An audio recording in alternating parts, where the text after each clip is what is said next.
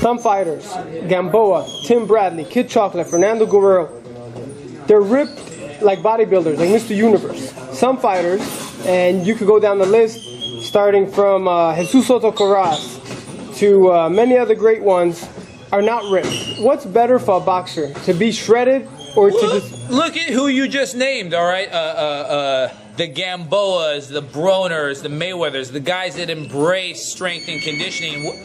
They're explosive athletes. They have speed and power, right? They have stamina also. They haven't lost a step. In fact, they've gained 3 steps. And these guys have embraced these new methods. And a guy like Soto Carras, who hasn't, look at his fighting style. It's that kind of slower workhorse style where you just got to kind of grind and grind and grind. So I think that the training matches the style, and all the best modern athletes from heavyweight down to strawweight that embrace strength and conditioning are performing at a more elite level. So if you had a fighter here, do you have him work out just as much in the boxing as in the conditioning? No, not just as much.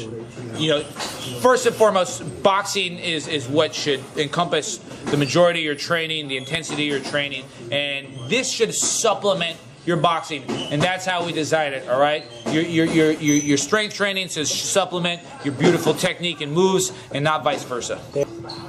We're here at Outlaws Boxing, boxing trainer, fitness guru, Brandon Krause. What are you going to talk to us about today? Well, you know, we're standing in our strength and condition area here at Outlaws Boxing, and something that we take very seriously here. We really believe a better athlete equals a better boxer. So that's what we really try to embrace, our athleticism.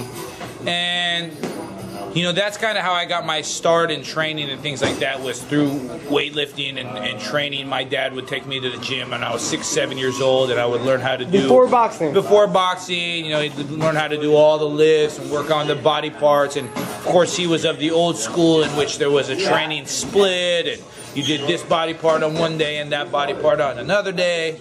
And I think that's how the majority of people have learned. Now, what's in vogue right now as far as training, and we always say in vogue because nothing's new, it's all secular. But what's in vogue right now is this functional, this balance, this grouped movements, Olympic style lifts, and I'm a big fan of it, all right? The body, I do believe, is better designed to move this way. This is how you really unlock your potential as far as kinetic chain and using your muscle groups together and, you know, seeing the forest for the trees. But something I feel like is being lost in all this new wave of training, all this explosive, high-intensity things that people really enjoy. And that is those old school lifts, those isolation style exercises. Can you show us a couple?